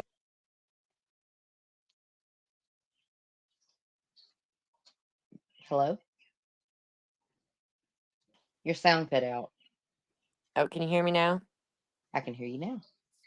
I just said that when you're in a room with somebody and you yawn and they don't, you best believe you're going to remember this conversation, and you're going to be like, "Oh, I don't want to go outside in the dark with them." So, just saying. I'm gonna start yawning everywhere I go and just see people. I'm gonna Yeah, wait for people, I'm Man. doing it too. So, holy moly. Yeah, I think that's the sign.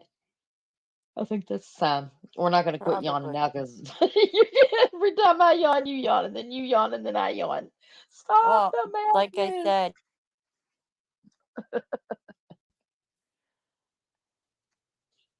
Yep, like you well, said, I'm it's gonna be been on a with good Sean. show.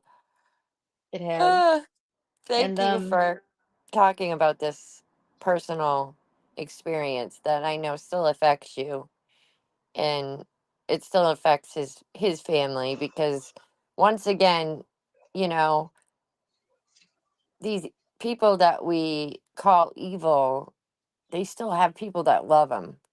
We yes, they don't see them as the monsters as we do sometimes. So my hmm thoughts and prayers go out to his relatives, to the relatives of the people that, the lives that he destroyed, and to you, Regina, because I know that it's been a huge factor in from growing into a teen and adulthood. So thank you. Yep, I couldn't agree more. I appreciate it. I'm yawning.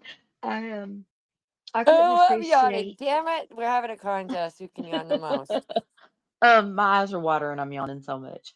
Um, I Okay, you appreciate you win. guys Thank you. hearing my story.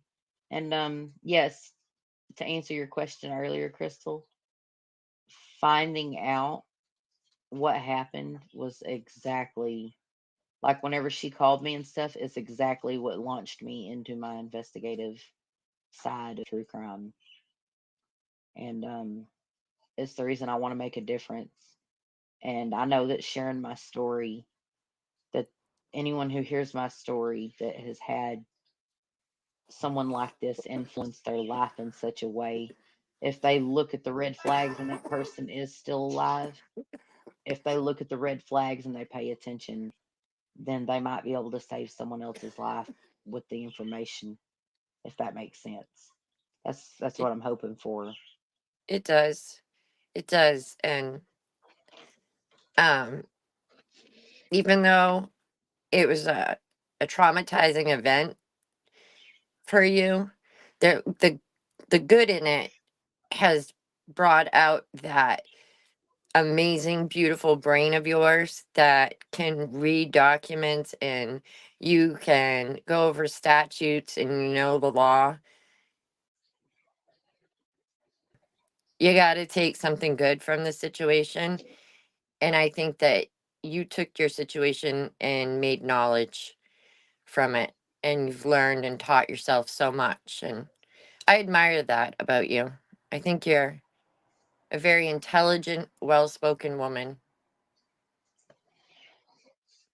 I appreciate that so much, Crystal. But the truth is, I think that you and Sammy and Midwest and Paige and Kilkills and Low 12 and Miss Brazzy and even Willat are all wonderful, beautiful minds. And I find myself blessed every day that I get to know you and call you friends. So it's right back at you. Um, I thank you. I agree. I appreciate Thank you. each and every one of you. And y'all knew this story, more about this story, because I call you friends and you know deeper details into this story that I'm not willing to share with the public because I'm not going to drag family through the mud. You know what I mean? To tell this story. And you don't have to. And I'm not going to.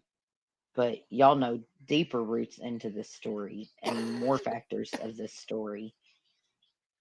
The story behind the story, y'all know. You know what I mean? Um, Yes. but Yeah. I appreciate I appreciate y'all being willing to listen and to be there and to help me because if it weren't for y'all every step of the way, being the friends that you are, um, I don't know that this would have ever come to be. So thank you. I feel the same. And oh, hello, Blondie. I just seen your message. I'm so behind in messages, you guys. I can't even get back up to them. It's so good to see you, Blondie. You beautiful, lovely, lovely soul. Um, I'm gonna have to be over there on Evan's channel here in just a little bit. I know it's gonna be some severe weather for me tonight. Um, y'all, by the way, if y'all are anywhere from, um, well, go to NOAA Weather or just go to Evan Fryberger's YouTube. That's my weather guy. Um, and get the lowdown on the weather tonight because it's supposed to be some pretty bad weather tonight. I believe there's a 5 out of 6 hatched risk for tornadoes or something like that. Large hail and extremely powerful winds. Um, and I'm gonna put. So we have Evan's link, you guys. Do we have that link? You know what? I'll pull it up. Hold on just a second. Let me give y'all Evan's link. I don't know if Evan's live right now or not, but I can give you his channel link by Georgie. And that is my go-to weather guy. Yeah, That those is storms look pretty brutal out there. Right before we yeah. got on, there was one going through. Tennessee, I believe, and it was humongous. Yep. Humongous. Yep. It's Here just we go. frightening. Look at low 12. She is on the ball. No 12 is Lat always Harris, on the did you ball. really, Lat, did you really survive a tornado last night? Are you being for real? For real, for real? Yeah, they had a lot of tornadoes in his area, I believe, last night. There was more than 10, I believe. Oh. You would have to ask. Unbelievable. Did you find your other pet, Lat? No wonder you haven't been on Discord today.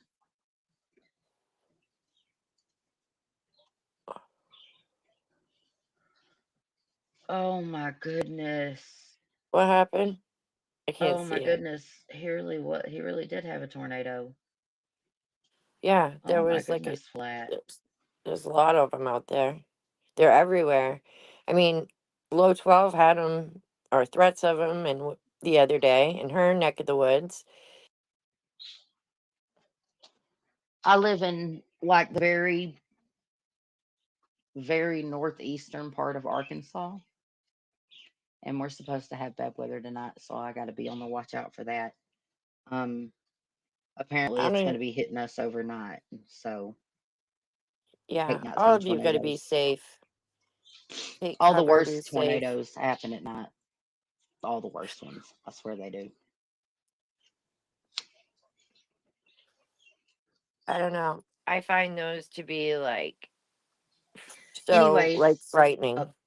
yep. What I was going to tell y'all is Blondie, my lovely friend Blondie, is one of Evan's mods.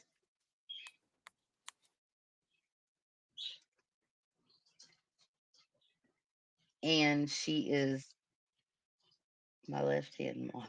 One Tuesday, they're still on hotspot use. Huh? Oh no. No, no, no. What? So another one of the mods, one of the wait, which mod was it? What? I'll tell you what, I'll ask you in Evan's Discord. Um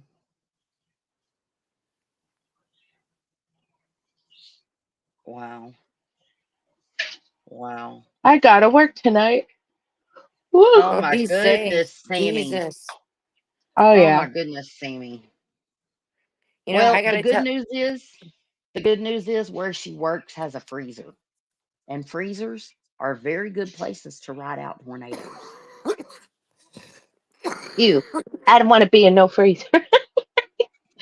You're going to want to be in that freezer, woman, if a tornado comes through. Yeah. I know. Oh, no, it was E-Rev? Oh, my What? goodness. Oh, my goodness. That's right. E-Rev is the only other mod. Holy smokes. I did not know that, Blondie. Oh, my goodness. Well, please tell E-Rev that I'm sending prayers and get a hold of me, Blondie. I'll send you an invite to my Discord, by the way, Blondie, through Evan's Discord, if that's okay. And I was gonna open up a full Discord for all members. I was supposed to have it done by Friday, but I had some stuff go on, and whenever I went to set it up, I was gonna set it up this weekend, but I got into some pigweed, and I'm highly allergic to pigweed. My eyes was flood shut, and I couldn't hardly breathe and stuff. It was awful. And that took me a few days to recover from. Yes, yes, Blondie. And if there's any way, like I can help, EREV, if there's anything I can do, to donate or anything to help, I will definitely do that. You guys, there have been so many people affected by tornadoes this past week. It is unreal. In the past 2 weeks, it is unreal. And we're not talking about your average run of the mill, EF0 to EF2 tornadoes. We are talking about strong, powerful tornadoes. I believe there was an EF4 tornado went through Oklahoma, or was it Nebraska? Was it? I think that one was Oklahoma. Was it And there Oklahoma? was a big one going towards Tennessee, like I said, before we even got on the live. That one was like humongous. And I where I live, we don't get tornadoes. So just even the thought of something like that, looking in your backyard and seeing that, I just can't even imagine the fear. I can't either. I It's a can't different either. I can kind of imagine. fear, just Yeah, it like is. you've got not no control over the situation. You just pretty much have to duck and cover and pray. Well, I got another story for you real quick. I believe it was 2006 or 2007. I think it was 2006.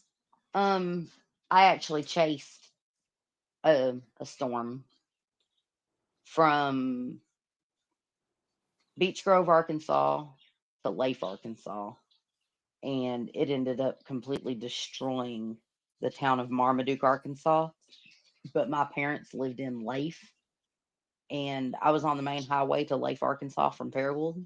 You have to go past Oak Grove Heights, which is a little bitty community outside of Paragould, and it leads all the way to Leif. And um, Shannon Anthony was the officer at the time, blocked off the highway, ended up with a tree across his patrol car. And I was trying to get to my parents at that time because the chase was over because they said that the storm was headed straight to Leif, which is where my parents lived. And that tornado crossed the highway within less than 100 yards of where I was. And me and my brother in law, because it was my brother in law, Kevin, he decided, Kevin Decker, he wanted to go chasing with me because we wanted to see. It was out over the plains at the time. Um, it had come from the Pocahontas area. But it was insane. I had so much hail damage to my car and stuff. And there were power lines across the way. And I watched a car get picked up and slammed into the ground. Like, it was insane. Um, but we ended up hiding in a ditch. And I remember looking up, and you guys, this is no joke. Big trees, like huge 40, 50-foot trees, just flying around in the air like they were butterflies. Just madness. It was madness. And since that day, I have never had the desire, since I seen that tornado up close and then I seen what it did to everything, I have never had the desire to chase again. Matter of fact, I'm terrified of it. If a tornado's headed my way, I'm going straight to the shelter.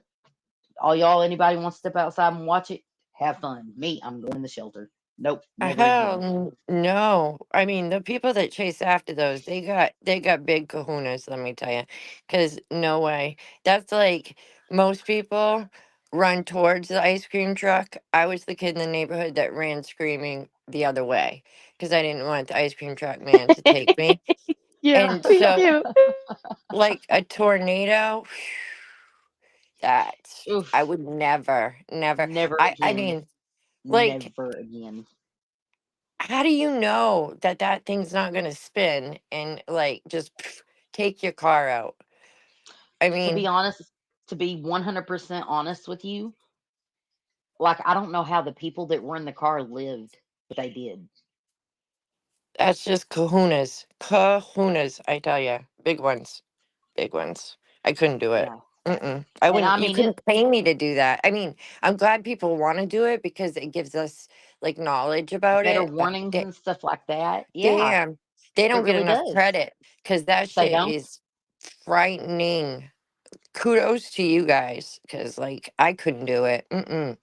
Also, you guys, let me tell you something. Evan Freiberger covers more severe weather, more tornado warnings than any other YouTube meteorologist I know. If y'all have not gone to his channel and subscribed up, please do that and give him a thumbs up. And in the comments, tell him your friend Regina sent me. And we love Blondie. Don't forget to type "We love Blondie" because we do love Blondie. We Blondie love is Blondie. amazing. Yes, she is. Blondie. Everybody here is amazing. Everyone. Blondie, all our mods, anybody else that's here. Yep. And you guys, we've been at this for almost 2 hours now, and I still haven't eaten dinner. I brought chicken and chicken. I don't know if y'all ever heard of them, but tater logs. I brought tater logs home and chicken. tenders, What? and I'm starving. Tater So logs? What the hell is a tater tater logs. log? What's a It's tater where log? they Jojo, a Yes, Jojo. JoJo. Yes, a JoJo. Only they're called What's a tater logs around here. what's a It's where they JoJo? take a potato and they bake it, and then they cut it into quarters, and they It's cut what they into. It's a potato cut into wedges, and then it's yes seasoned and deep fried. after it's battered. Yes, yes. Oh, Oh, it's like a French fry on steroids. Yeah, so that's what it's it a is. okay. So it's a potato wedge. Then what she's saying is a Yes, JoJo. yes. But first they bake the potato, and then they cut them in wedges, and then they Mm. batter them with buttermilk, and then they batter them. It's like imagine imagine really thick French fries that are super soft in the middle, that are deep fried like fried chicken. Yes, yes. Which is why All I can't right, eat too many of them because they're so bad for me. I can't talk But about food no more. yeah, no, because I gotta go eat. All So right, I share a love you smile, save a guys. life. I appreciate each and every one of you. Thank you for listening. Thank you for hearing my story. My email is in the chat, so you guys will be able to pull it up. I can go ahead and edit the video later and add my email to it so everyone has it. Um, if you go look at the Wikipedia and maybe you got a missing loved one or something and you want to dig into it deeper, I will go down every rabbit hole with you to try and help you because that's what I want to do. That's what our channel is all about. We want to bring the missing home. We want to find the truth. Knowledge is power. Knowledge is real power. It really is. And I believe that it can bring closure to a lot of people. And I believe that it can comfort people. And I believe that it can bring justice. I really do. Um, and maybe even bring the missing home. So, with that said, Sammy, is there anything you'd like to add to it, Miss Beautiful? By the way, Sammy, I want you to have I want you to have your weather your phone charged in case something happens. Because you It know is. I'm paranoid about this weather. You know I'm Oh paranoid yeah. paranoid about this weather. I'll probably be on the phone with you, dipping my chickens in honey mustard, eating my chickens Yeah. in the Oh Discord, yeah. talking to you because I'm gonna be worried about you, and I know you're probably gonna be Regina. Regina, are you okay over there? We You have know a how it pretty is. good emergency system. We have a good emergency system there and a good plan, of action. So I feel like I'm good, and I will definitely respond if you need checking in on me or whatever. You get worried, don't worry too much. I think we're going to be just fine. I've Girl, been I was very watching lucky. them storms last night. I woke up at like I don't know, it was 3 o'clock this morning. Boy, I was watching them storms, and I kept looking to make sure that they didn't go through Conway because there was like possible tornado warned and stuff like that. And I was just Uh-huh. sitting there thinking, oh man, but I was eyeballing them I storms, was making at sure they work. didn't get you. Yep, I was at work, but we're pretty good and safe out there. I mean, I gotta say I got it made, as far as that goes. And there's also, a lot of protocols to follow. So, Right on. but I appreciate it. I appreciate it. Well, You lad, I'm stay so safe, glad. and everybody else out there to stay safe because I mean it's nailing everyone around us. Yep. Yep. Well, if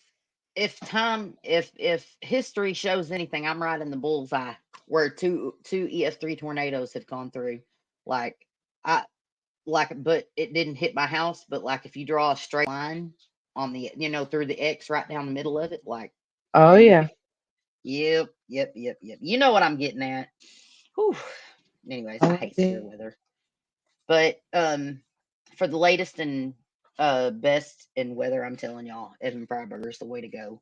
He and I'm not going to mention any other weather creators because he is the only weather creator as far as I'm concerned on YouTube. Um, the only meteorologist on YouTube that I trust to cover the most dangerous weather and keep us all safe. So, but with that said, you guys, it has been 2 hours, so I am gonna go ahead and let you guys go. Crystal, Sammy, thank you so much for being here. Um, I couldn't ask for better friends than I'm surrounded with. Low 12, Midwest, Kelkill, Paige, um, Miss Brazzy. Um, I love you guys, and I appreciate y'all being my friends. Willat, you're awesome. One of the best reform trolls on YouTube. You know you are. So, Love you too. all right. Good night, Sammy. I'll be on Discord here in a little bit because I'm gonna be paranoid, thinking, what's going on. Good night, Mm, Crystal. I love you, night. gorgeous. Be safe, Um, everyone. we're also gonna go over these cases of what's been going on, the zombie thing, Crystal, because like there's legitimately some weird stuff going on, and Oh I my think God. I know, and I think it has to do with drugs. I really do, as sad as that is. Uh, Um, yep, yep. There's a lot. okay. We'll go over that in Discord, and me and you'll get together and we'll do a video about that this week. Thursday we're going to be talking about this Suzanne Morphew case, and Barry Morphew, as per request. So look for the live Thursday, and this hopefully hopefully Sunday we're going to have a members live, and be on the lookout on the community page for the new Discord link so we can all get in there and start chitter chattering together. You All guys, right. good Night. night, Crystal. Love you, sister. You guys, it's so easy to hold on to hate, but it costs so much energy to keep hate alive. It costs so little to just share some kindness, a smile, anything that could lift another person up. It's so easy to do and cost nothing. It's free. Kindness is free. So lock your doors and windows. Stay vigilant. It's a crazy world out here. And there are a lot of people out here with hate in their hearts. Maybe your smile, maybe your act of kindness can be the difference in life and death. It really could. So, with that said, you guys do your best to help one another and love each other always. And blessings, my friends, and good night.